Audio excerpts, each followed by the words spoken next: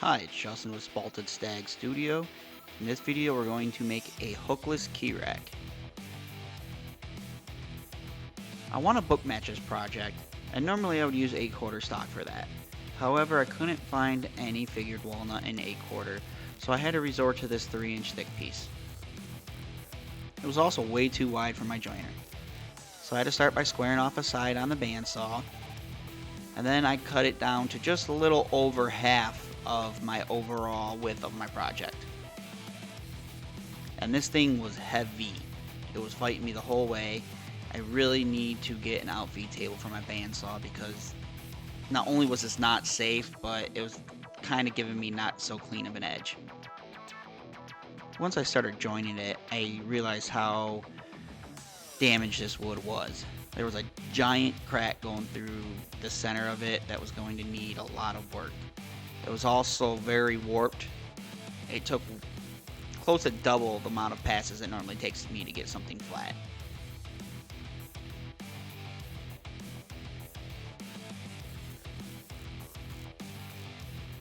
So before I plane anything, I'll go ahead and fill this crack with epoxy. Now the crack does go through the whole board, so I'm being really diligent on taping the bottom. I just want to be sure no epoxy leaks out, and I'm using a fairly thin epoxy, and it takes about 24 hours to harden. So my hope is that it'll fill all the voids in, but with that I risk it leaking through any opening whatsoever.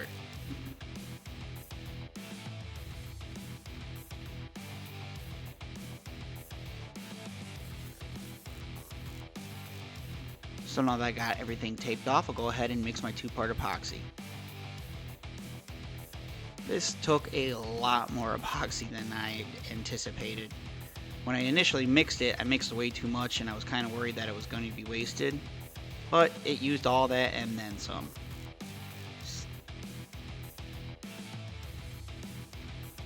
So I added the epoxy little by little. And my thought process behind this was that I wanted to give the air bubbles enough time to surface out of the crack. And thankfully this epoxy took so long to dry because even after an hour I was still adding more epoxy and scraping it into the crack.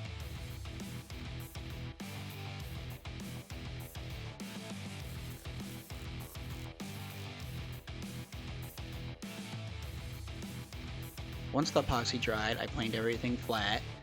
Then I'm just going to take it to the bandsaw and rip off about a 3/4 inch piece, and that's just to be used later in another project.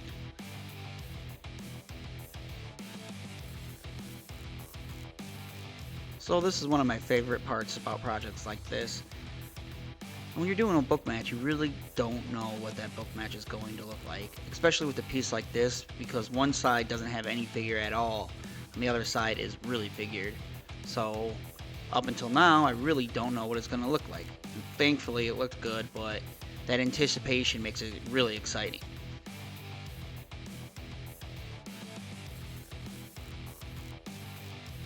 Okay, so now that we got that done, we can go ahead and do our layout.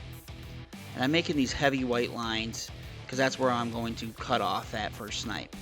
So I need to be sure that my biscuits are nowhere near that line. Gives me about an inch to play with just in case I want to change the size, and I don't have to worry about hitting one of my biscuits and it showing up in the final project. So this time around I took my time with my domino, and surprise, everything went together great. So sometimes it's a little too tight. It's not necessarily a bad thing, but I don't really want to smack it around with a hammer to get it to pull together. So I just use the parallel clamps and do a couple clamping sessions, and it normally works out just fine. When you use parallel clamps, you're supposed to alternate how your clamps are on the workpiece, but in the future I think I'm going to do a video and just really see if it does affect it.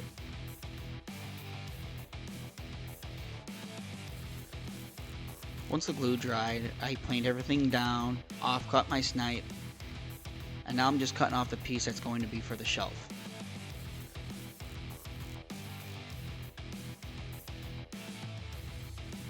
I'll be engraving 4 names, so I'll go ahead and do a quick layout.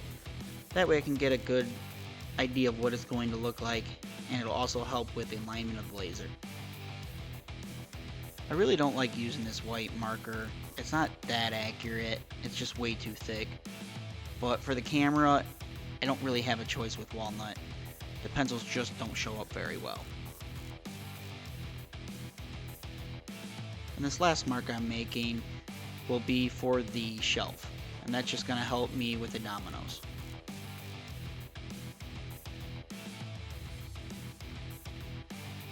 I'll use the golden ratio to figure out the size of my shelf.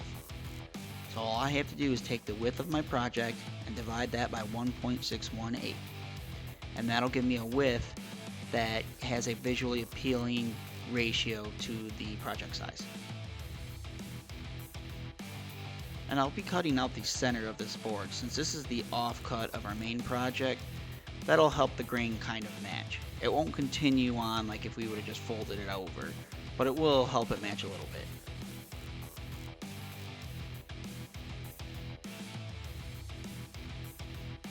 Here we have to be really careful. I'm using 40mm dominoes, and normally you would split that in half, 20mm one way, 20mm the other. However, since my project is only 19mm thick, I can't plunge 20mm, otherwise I'll go through the project. So I just knock it down to 15 going through the main project, and then I'll go ahead and do 25 going through the shelf. So I still get that 40mm length without actually going through my project, which I've done a couple times and put domino size holes in my lovely workbench. So trial and error. Now I'll drill the holes in the back for the magnets. Now, I did a lot of test drills before I actually did this because I wanted the hole to be almost through my material, but I wanted to be sure that I didn't actually go through it. So a couple test holes first, and then we'll go ahead and line everything up and drill our holes. You also want to use a larger diameter than your magnet. That way you have plenty of room for epoxy. And even though we just drilled the holes, installing the magnets is going to be one of the last things we do. These things are ridiculously strong, and they'll pull pretty much anything that's magnetic towards them. So you don't want it to pull your tool towards it or anything like that because it could damage the project. For the profile, I'll use a Roman Ogie bit, and I've been really enjoying this bit a lot. I like it on signs or coat racks or key racks in this case. I just think it has a really nice look to it. Next up, we'll glue on the shelf. Now, I probably should have put a support bracket under this, and if there was any kind of weight, I probably would have, but it's literally just for a wallet, so it might have a couple ounces at most. I wasn't really worried about the strength. I also wrapped blue tape around the shelf, and that was just to help with the glue squeeze out getting into the Roman Ogie. It would have just been a pain to clean up, so the tape made it much easier. I completely forgot to check for square while I was doing this, but thankfully I looked back at it when I was walking away and I could visually see it wasn't square. So I ended up just using a longer clamp and using that to pull everything perfectly square.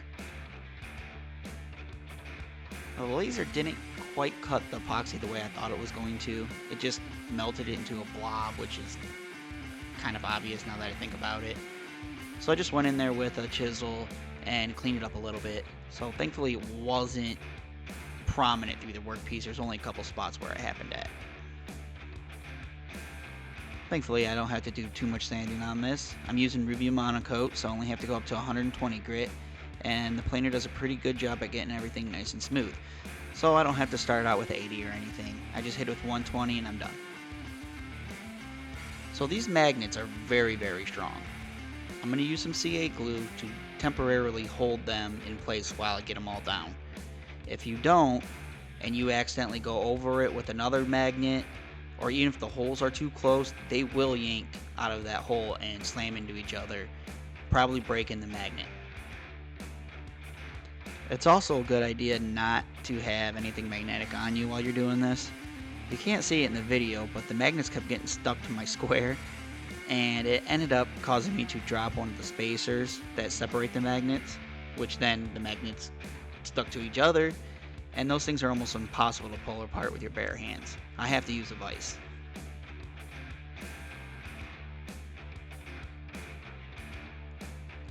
Now that they're all in place, I'll use some epoxy and get those glued down before they slam into each other and create a black hole. I was kind of playing around with the color. I just wanted to see if I could get a closer color to the walnut, which I failed miserably at. It looked like cement. But it really didn't matter. It was just going in the back of this, so you'll never see it.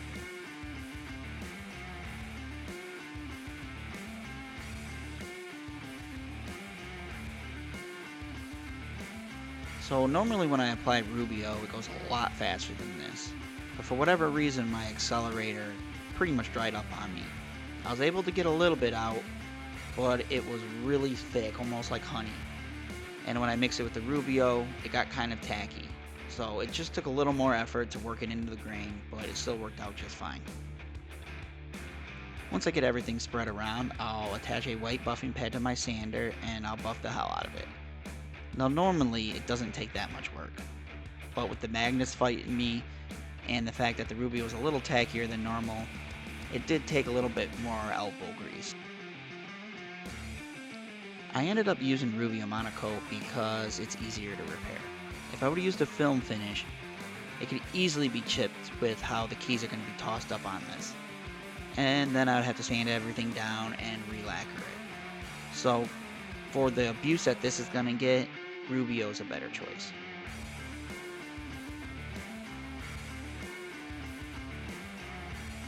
Okay, and there we have the hookless key rack. Thanks for watching, like and subscribe.